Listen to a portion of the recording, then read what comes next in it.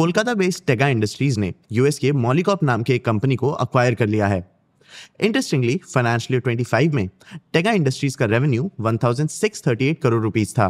वहीं मॉलिकॉप का revenue almost 13,000 crore rupees था।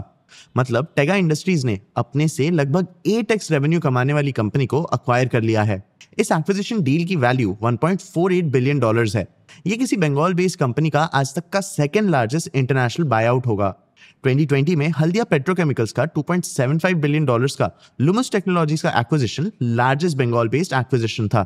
ये किसी इंडियन कंपनी का लास्ट 3 इयर्स में सबसे बड़ा यूएस कंपनी का एक्विजिशन भी है। टेगा इंडस्ट्रीज ये एक्विजिशन अपोलो फंड्स के साथ पार्टनरशिप में कर रहा है।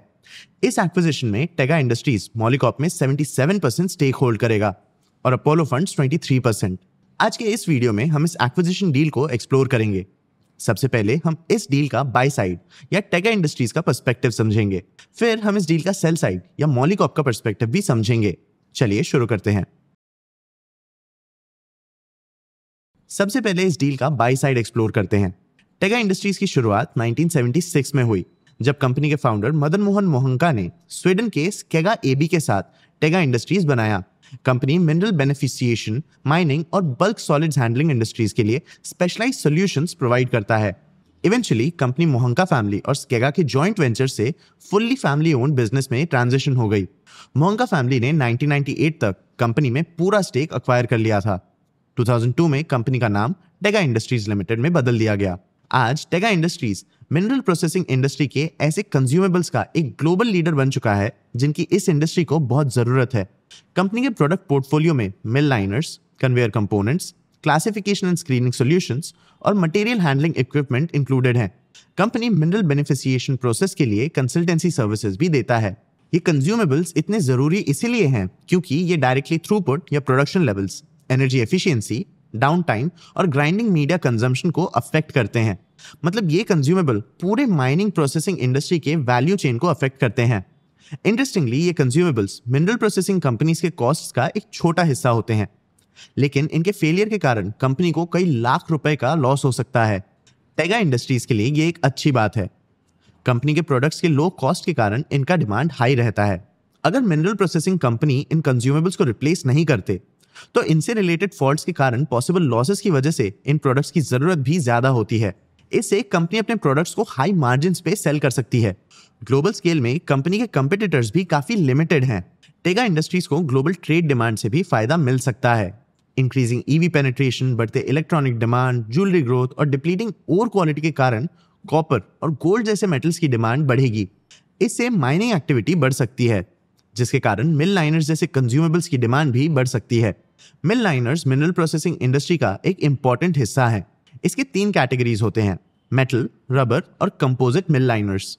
इसमें से मेटल लाइनर्स को ज्यादा प्रेफर किया जाता है। टेगा इंडस्ट्रीज दुनिया का 5th लार्जेस्ट मिल लाइनर मैन्युफैक्चरर है और 2nd largest polymer based liner manufacturer. Company के पास रिकरिंग और स्टिकी रेवेन्यूज का भी बेनिफिट है। मिनरल प्रोसेसिंग कंपनीज किसी भी मिल के लाइफ साइकिल में उस मिल के अपफ्रंट केपेक्स का 3 टाइम्स कंज्यूमेबल्स में ही स्पेंड करते हैं। माइनर्स एस्टैब्लिश सप्लायर्स भी प्रेफर करते हैं क्योंकि अप्रूवल्स में 9 to 15 मंथ्स का लीड टाइम होता है। ऐसे में इन कंज्यूमेबल्स के सप्लाई के कारण माइनिंग कंपनीज अपने ऑपरेशंस में डिलेज अवॉइड करना चाहते हैं।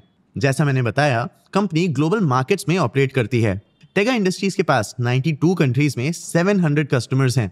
कंपनी के पास दाहेज गुजरात और कल्याणी वेस्ट बंगाल में डोमेस्टिक मैन्युफैक्चरिंग प्लांट्स हैं। शीले, साउथ अफ्रीका और ऑस्ट्रेलिया में कंपनी के इंटरनेशनल मैन्युफैक्चरिंग हब्स भी हैं। इसके अलावा कंपनी ने टेगा मैकनाली मिनरल्स के थ्रू गुजरात, कर्नाटका, वेस्ट बंगाल और झारखंड में भी फैसिलिटीज अक्वायर किए हैं।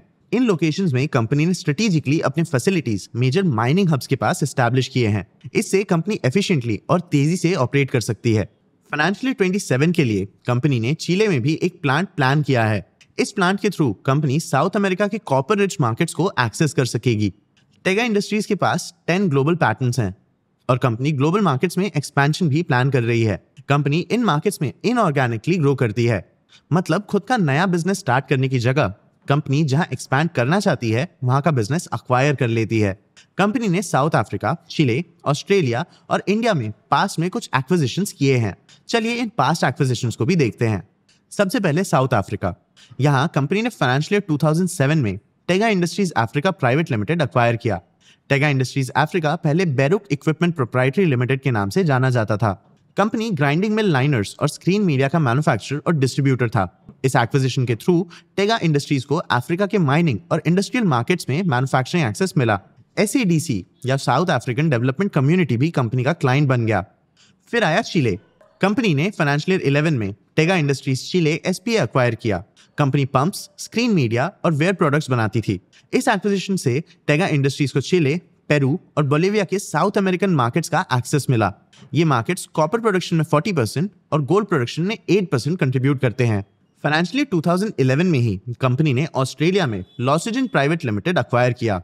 इससे कंपनी का डिजाइन और वेयर मॉनिटरिंग का एक्सपर्टीज डेवलप हुआ। टेगा इंडस्ट्रीज ने इंडिया में भी 2023 में मैकनाली सायाजी लिमिटेड एक्वायर किया। ये टेगा इंडस्ट्रीज का पहला इंडियन एक्विजिशन और 4th ग्लोबल एक्विजिशन था। इस एक्विजिशन से कंपनी ने कैपिटल इक्विपमेंट और टर्नकी प्रोजेक्ट स्पेस में भी एंटर किया। कंपनी ने मैकनाली सायाजी को टेगा मैकनाली मिनरल्स में भी रीनेम कर दिया। TMML एक्विजिशन कंपनी के लिए एक टर्निंग पॉइंट था। इस एक्विजिशन के पहले टेगा इंडस्ट्रीज एक कंज्यूमेबल्स कंपनी था। TMML के एक्विजिशन के थ्रू कंपनी का स्कोप पूरे वैल्यू चेन में फैल गया। कंज्यूमेबल्स, इक्विपमेंट, स्पेयर्स, ऑडिट्स और टर्नकी प्रोजेक्ट्स। इस एक्विजिशन के थ्रू कंपनी डायरेक्टली मेट्सो और वेयर जैसे ग्लोबल जायंट्स के साथ कंपीट कर सकती थी। और अब कंपनी मॉलिकॉप एक्वायर करने वाली है। फाइनेंशियल 25 के फाइनेंशियल्स के हिसाब से दोनों एंटिटीज का कंबाइंड रेवेन्यू 15,207 करोड़ रुपीस और EBITDA 1,906 करोड़ रुपीस था। मॉलिकॉप के एक्विजिशन से कंपनी को 4 फायदे मिलेंगे: broader portfolio, cross selling, better presence in American markets और ग्रेटर स्केल। चलिए इन्हें समझते हैं। सबसे पहले ब्रॉडर पोर्टफोलियो। मॉलिकॉप के एक्विजिशन के थ्रू कंपनी ग्राइंडिंग मीडिया और लाइनर्स दोनों स्पेसेस में ऑपरेट कर पाएगी। इससे कंपनी दुनिया के बहुत कम global end to end consumables leaders में से एक बन जाएगी। दूसरा बेनिफिट है क्रॉस सेलिंग। टेगा इंडस्ट्रीज और मॉलिकॉप के क्लाइंट्स के डिमांड में कोई ओवरलैप नहीं है, लेकिन दोनों कंपनीज सेम प्रोसेस के अलग अलग प्रोसेसेस के लिए प्रोडक्ट्स बनाते हैं।